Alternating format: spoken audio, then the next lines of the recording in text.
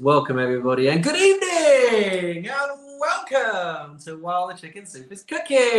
It's so wonderful to have you in our home this evening, and a very warm welcome as well to our wonderful live virtual studio audience. You need to speak to them when you're speaking about that. These guys have bothered to show up, so we'll talk to them. Do you want us to clap? Why not? Just like on real TV. Nick will end up editing in like a huge applause, so it sounds like there's loads of rapturous applause. So before we start, first of all, a lovely welcome back to some people who haven't had a chance necessarily to tune in the last few weeks, or at least while we've been on. We thought it was personal, but it's nice to see you back. And if I can, just a couple of muzzle tovs as well to Lawrence and to Stella.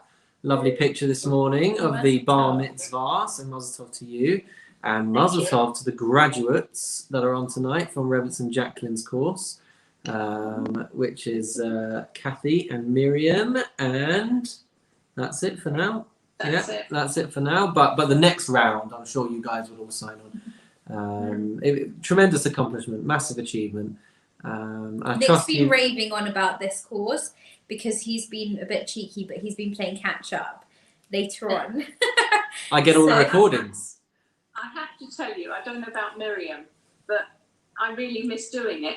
It was so fantastic just to be able to take a piece of Torah and take it apart and put it back together again for a talk. I never thought I would ever be able to do it. It was brilliant. It was so well done.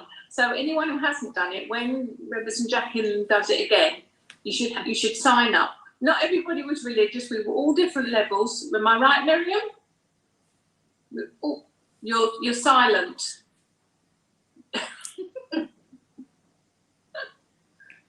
There you go.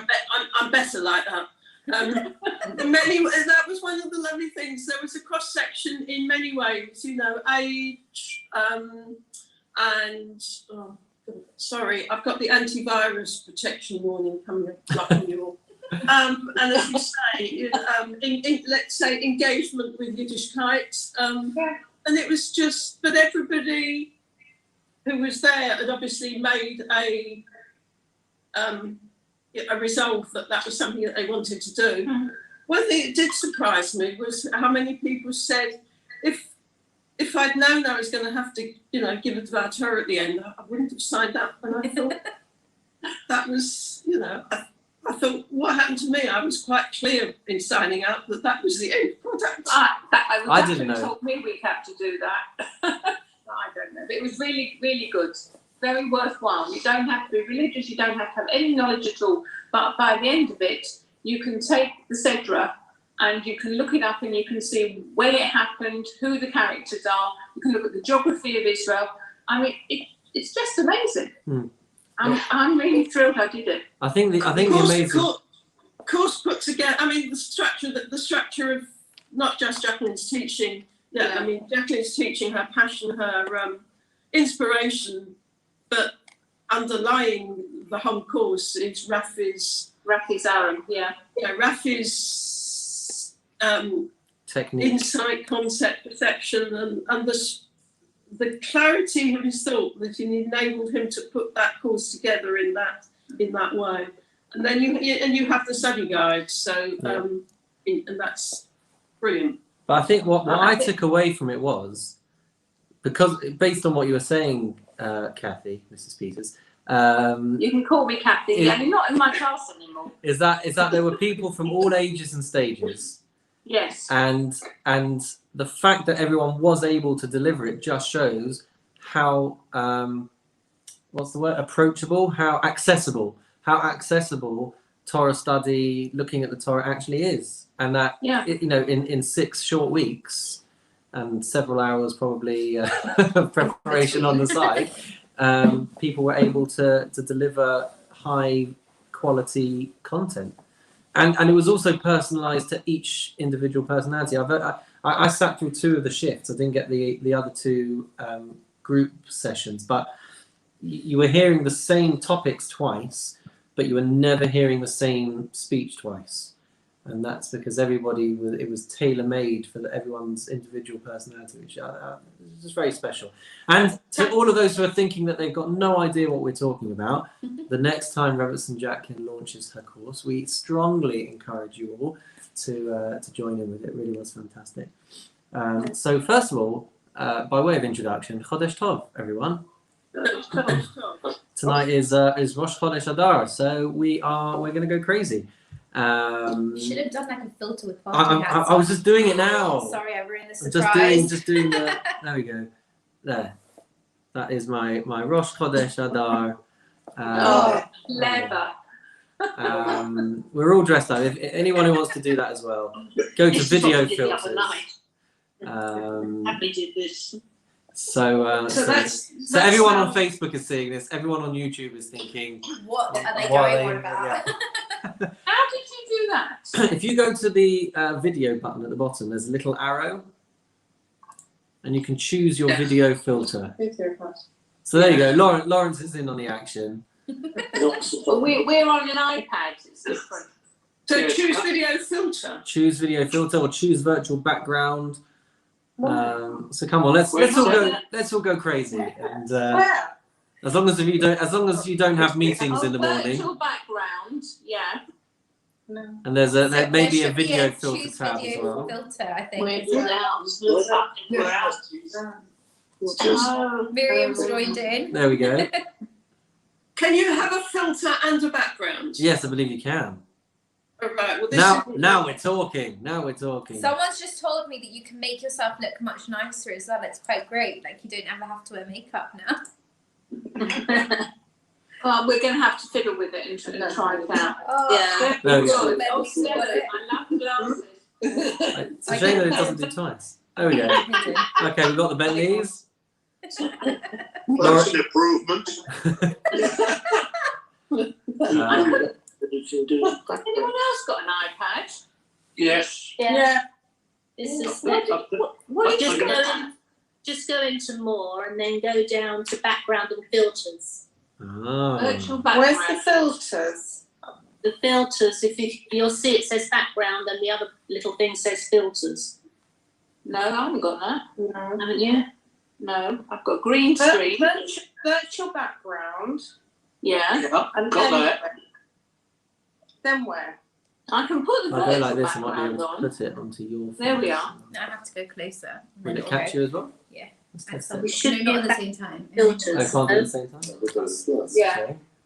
What are they I thinking? just can't get. Well, we'll fiddle around with it I another time. think upstairs I am. Yes. Have you put the lipstick filter on there, Stuart? So tonight's big question for our live virtual studio audience: Misha nichnas Adar marbim besimcha. When the month of Adar starts, we increase our amount of simcha. So our question tonight is: what is the secret to happiness? Let's throw it out there. Or what makes you happy? Virtual backgrounds Yeah. seem to be doing I mean, a I great am job. loving this. There we She go. was disappearing. I know, it's because of the virtual background. I think we should get rid We'll of turn it, it to off be then. honest. We'll leave the mask on, social distancing and all that. But yeah, so what is the secret to happiness? Gaining IT skills as we are now. Gaining ideas or any new skill perhaps? The feeling of accomplishment. When you see what other people can do and you realise how far back you have fallen, it's really quite depressing. There was there's a series of videos on YouTube where they get kids from this generation to react to items and gadgets from previous generations, from the 90s, the 80s, the 70s, whenever it is. Yes, we saw it. They give them like tape recorders and all these different things, and they're like, figure out what this does, and you just see these kids. They're like they can't. They're like, where's the screen? Where's the touchpad? And you feel really old when you watch some of this. I mean, our kids even, like, they won't speak on a phone like normal human beings on their ear. They'll like put it on loudspeaker and walk around like this because that's what everyone does nowadays rather than speaking. because of you, rather than speaking properly. I don't know. I think it's really interesting. I think when we gave them my parents, they were like so confused. In the 1930s, we didn't even have a ballpoint pen. Wow. Wow. Yeah. We just had pencils. Well, you must have been well to do. Luxury. Luxury. Didn't know you were born. Pencils, where I come from, we were lucky to live in half a shoebox on motorway. It's different things at different ages, isn't it? My father-in-law, who was a highly educated man, highly intelligent, gobsmacked when Sinclair brought out their 4-function calculator. Wow. Plus, minus, add and subtract. Couldn't believe it. It couldn't do equals though. Different things at different ages, isn't it? It's you know, we would laugh at that now, wouldn't we? And you know, when you think of how far technology has come, and no doubt our grandchildren are the same, aren't they? Yeah. Laughing at some of the things we take for granted or grew up with ourselves. It's happiness is different things at different times, isn't it? Yeah. Because of that, you will be able to do mental arithmetic far more quickly than any of the younger ones. Well, I can do it in my head, and they can't. That's right. That's They right. don't know what their times tables are, do they? You can't. Those they have to learn. Yeah, so I was going to say, year 4, they have to Same be way. proficient.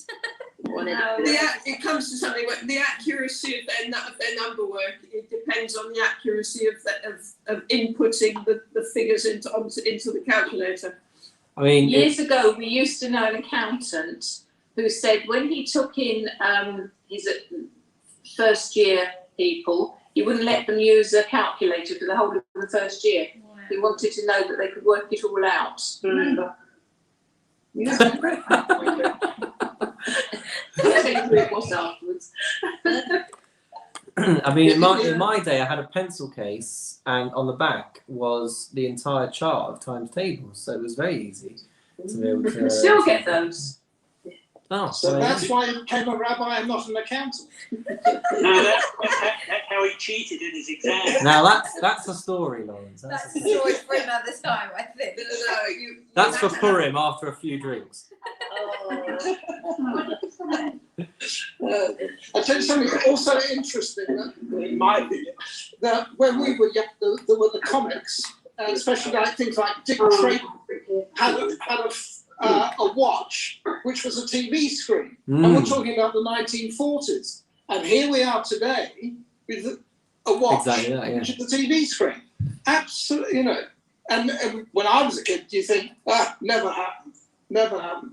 And yet, you know, science fiction can Get it right sometimes. I'm still waiting for my Back to the Future hoverboard, but I guess I'll be waiting a little longer for that. I was watching a programme last night, and they were showing a lady was out walking down Cornwall, Land's End, and she came across the first radio station that Marconi set up, and they showed how he broadcast the first radio waves. And I think you can't get your head around that today, can you? When you think how we communicate through satellites these days and everything else, it's just amazing.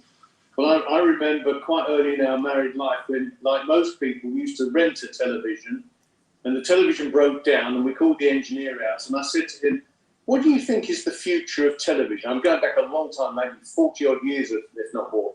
I said, "What's the future of television?" He said, "The future of television is it will be almost like a sheet of glass that you can hang on the wall."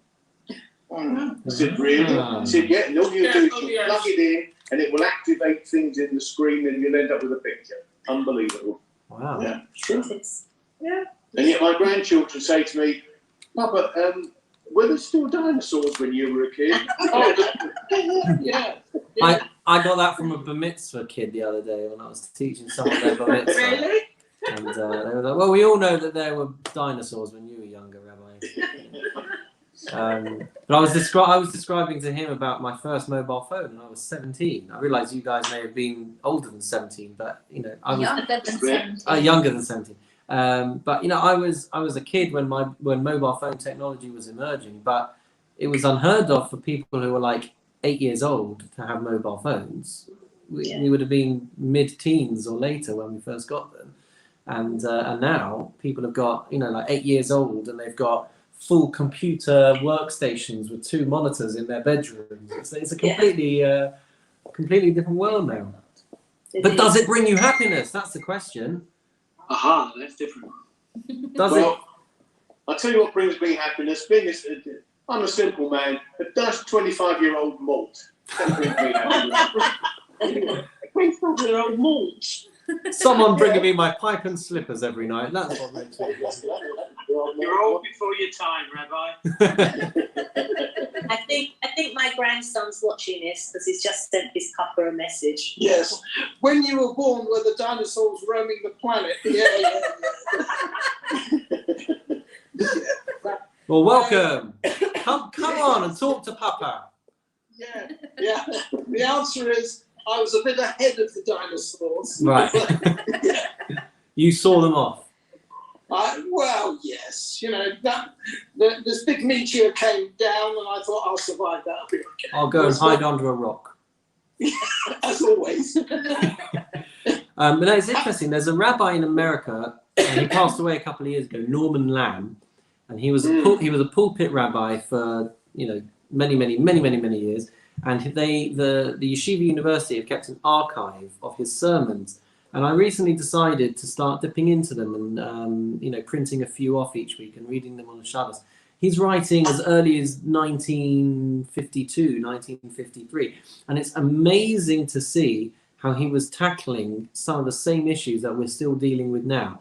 Last week I was reading about this very issue of people, going crazy for technology and buying all of these devices that end up. He even talks about like children being stuck in front of the TV all day. And I was just like, 1952, that's crazy that it existed then and it exists now, and the difficulties never really change. So he wouldn't have sat in front of the television all day because programs can go on all day.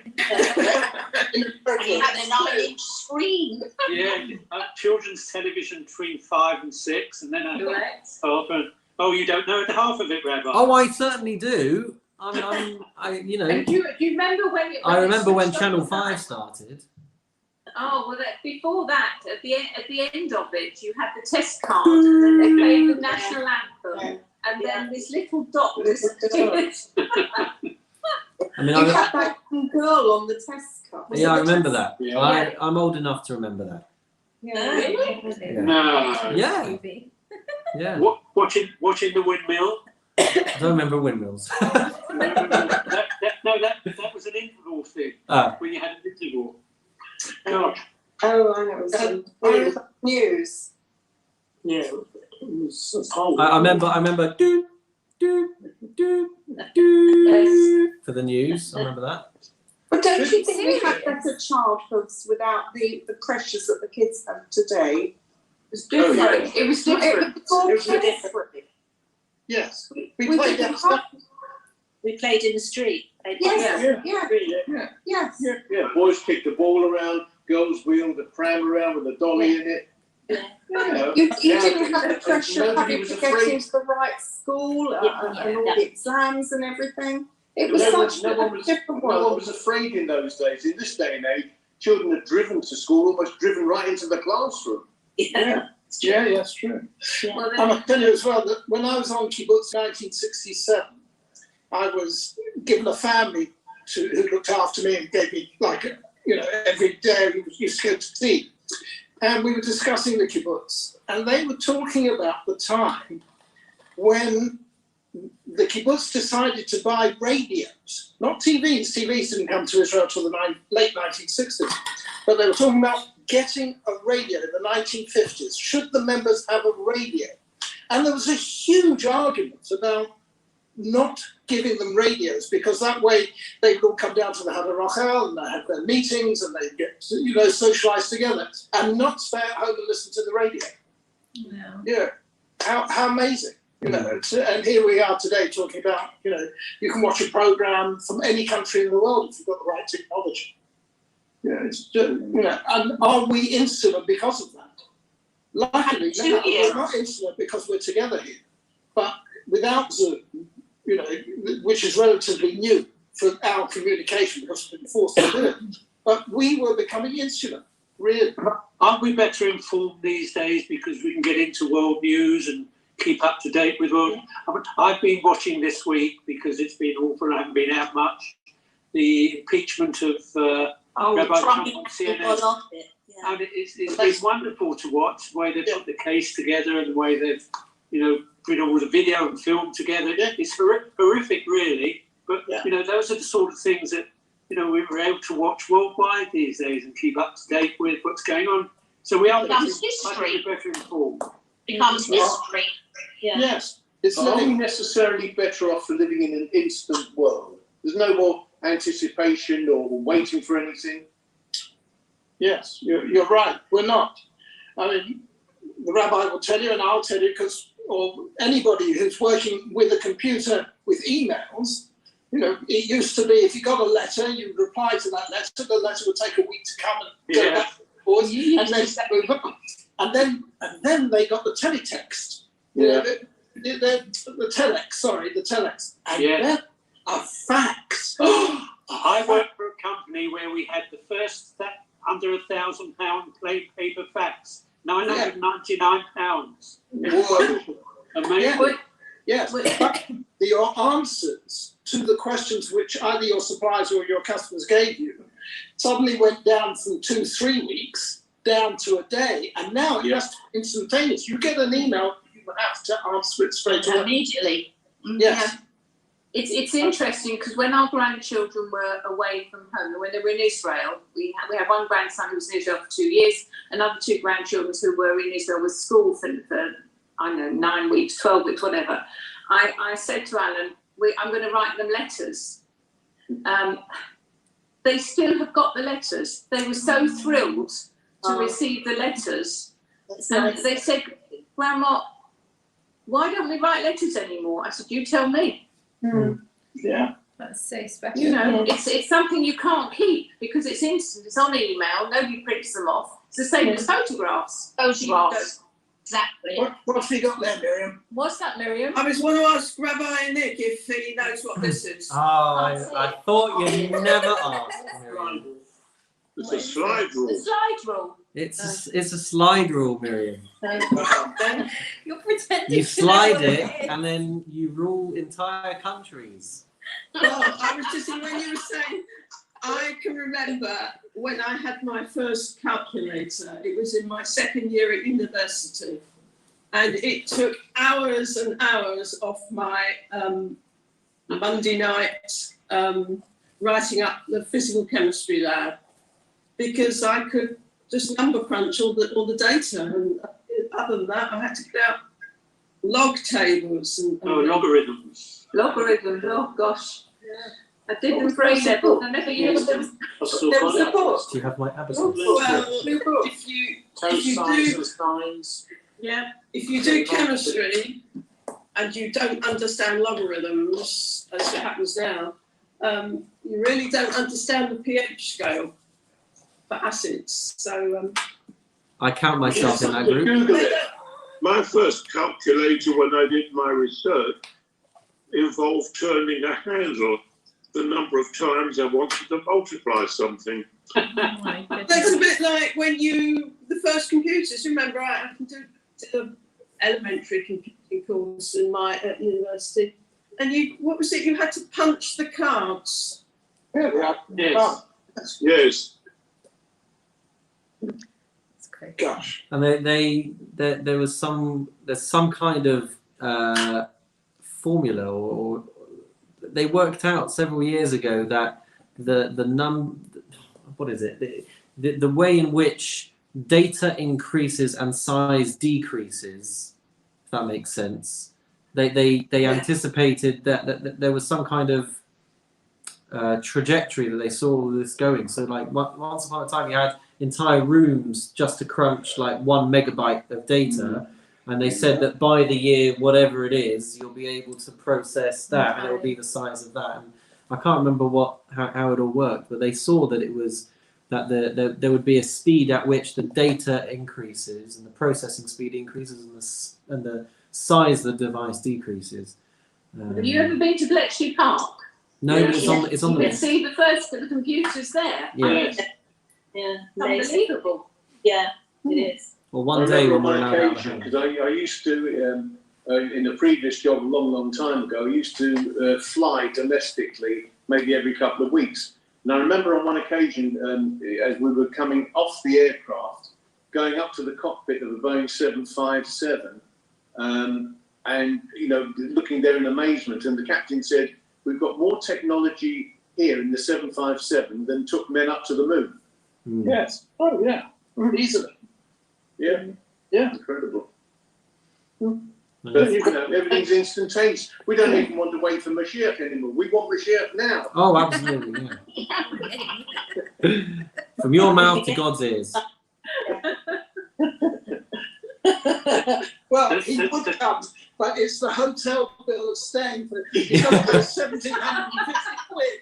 But he does come as long as he's wearing a mask.